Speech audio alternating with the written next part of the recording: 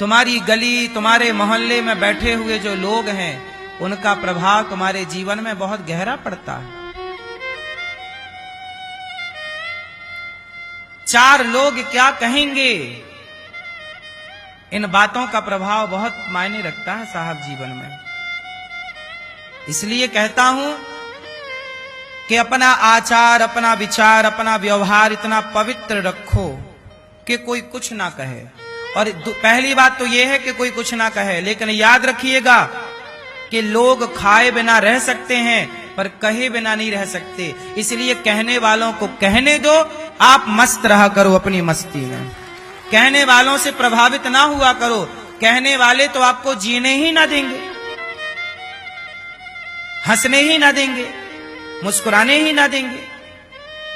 तुम हंसो तो दिक्कत लोगों को, तुम चलो तो दिक्कत लोगों को, तुम कमाओ तो दिक्कत लोगों को, तुम संपन्नता की ओर बढ़ो तो दिक्कत लोगों को, तुम डबल स्टोरी घर बना लो तो दिक्कत लोगों को, तुम घास की झोपड़ी में रहो तो दिक्कत लोगों। अरे कुछ नहीं कर पाया, घास की झोपड़ी में रहता है। अरे इसने बड़ा महल बना लिया, हाँ हाँ बेईमानी किया होगा। दुनिया हर तरफ से कहती है। इसलिए हाथी चला बाजार, कुत्ते लगे हजार, भौंकने दो मूर्खों को। आप मस्ती से चलो आगे। काश वो बाप दुनिया के चक्कर में ना पड़ता तो ना वो अपनी बेटी को गोली मारता और ना खुद जेल में बैठा होता।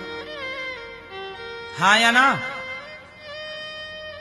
तो दुनिया के कारण ना, ऐसे ही सीता मां के वनवास में कारण कौन है? बोलो, समाज। समाज का भौं भौं भौं भौं भौं भौं भौं भौं जो दिन भर चालू है, ये जिम्मेदार है। इसलिए मेरी मां सीता मां के वनवास में राम दोषी नहीं है। राम यदि सीता मां को वनवास देना चाहते तो जिस दिन लंका से सीता मैया आई थी उसी दिन सीता मैया को वनवास भेज देते। यदि राम जी को कोई दिक्कत होती सीता माता से तो राम जी उसी दिन त्याग देते ना जिस दिन वनवास से आई थी। फिर वो इतने दिन साथ में क्यों रहे? दिक्कत किसे थी सीता माता से? दुनिया को, समाज को। समाज ने कहा कि भेजिए तो राम ने भेज दिया। अब आप कहो कि किसी के कहने से राम ने क्यों भेज दिया? राम राजा है।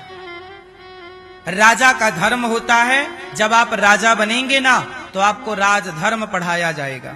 अभी आप राजा नहीं हैं, इसलिए आपको राजधर्म नहीं पढ़ाया जाता। जब राजा बनोगे तो राजधर्म पढ़ाया जाएगा। और राजधर्म कहता है कि परिवार छूटे तो छूटने दो, पर प्रजा के लिए तुम्हें जीना है और प्रजा के लिए मरना है। राजा के लिए प्रजा ही परिवार होती है।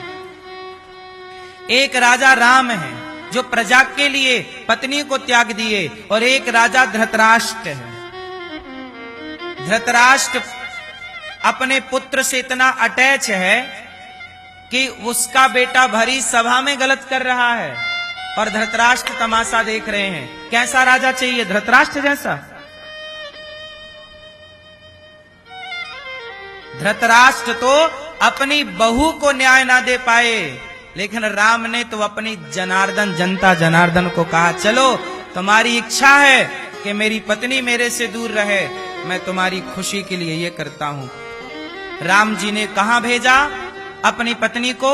वनवास नहीं भेजा, किसी संत की कुटिया में भेजा कि मेरे बच्चे और मेरी पत्नी संत के आश्रम में रहेंगे तो संत के यहां रह करके और वो योग्य बनेंगे बच्चे। इसलिए कहां भेजा? महर्षि वाल्मीकि जी के आश्रम में। वाल्मीकि जी के यहां सीता मैया रहीं, लकड़ी लाती, काम करती, किसी पर बोझ नहीं बनी माता सीता कि नहीं जी मैं यहां हूं तो बोझ बन के न खाऊं, नहीं, अपना काम खुद करती, बोझ बन के नहीं रहती। जन्म दिया 2 बच्चों को, लव कुश को पाल पोस कर बड़ा किया, गुरु जी ने पढ़ाया, महर्षि वाल्मीकि जी ने। और जब पढ़ लिख के तैयार हो गए बच्चे तो माता सीता ने कहा अब मेरा कार्य पूरा हो गया।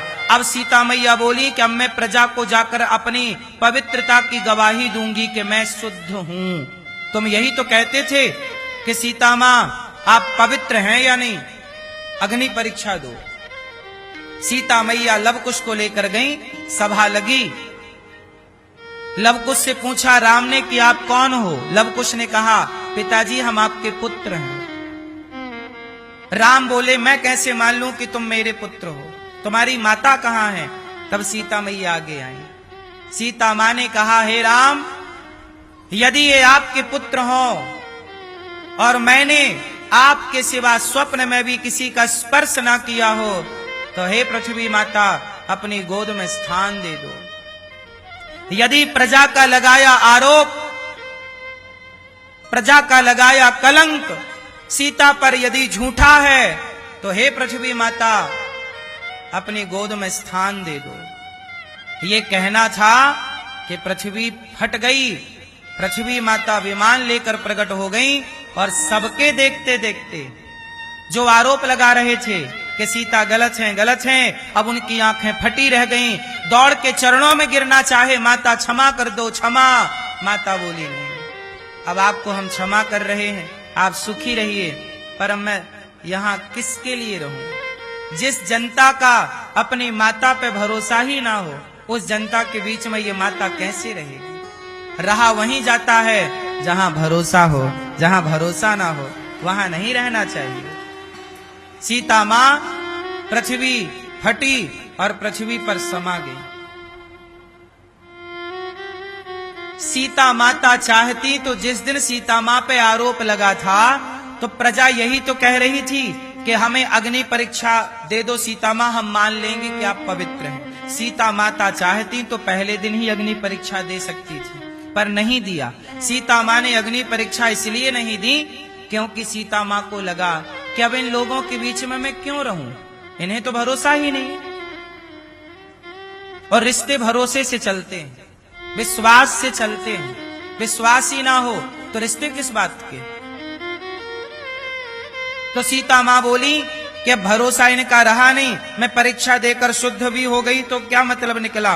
पहले सीता मैया बोली कि मैं चली जाऊंगी लीला पूरी करके, लेकिन जाऊंगी तो ये बच्चे भी चले जाएंगे। इसलिए सीता मां ने सोचा पहले बच्चों को जन्म दे दूं, पाल पोस के उनके पिता को सौंप दूं। फिर सीता मां सब काम करके चली गई। अब प्रजा खुश है, अब सीता मां चली गई, अब तो खुश हो ना। बड़ा आरोप लगा रहे थे सीता मां गलत हैं, गलत हैं, गलत हैं। अब तो कलेजे को ठंडक मिली होगी, अब तो मजा आया होगा। ये दुनिया कुछ भी बोलती है मेरी मां, कुछ भी जो मन में आया बोल दिया। आप लोग बोल के सो जाते हो, पर जिसको बोला है उसे नींद आई होगी। काहे ऐसा बोलते हो मेरी मां? घर न किसी का बसा सको तो झोपड़ियां न जला देना, मलहम पट्टी कर न सको तो खार नमक न लगा देना, दीपक बनकर जल न सको तो अंधियारा भी मत करना, पुष्प नहीं बन सकते हो तो कांटे बनकर मत रहना।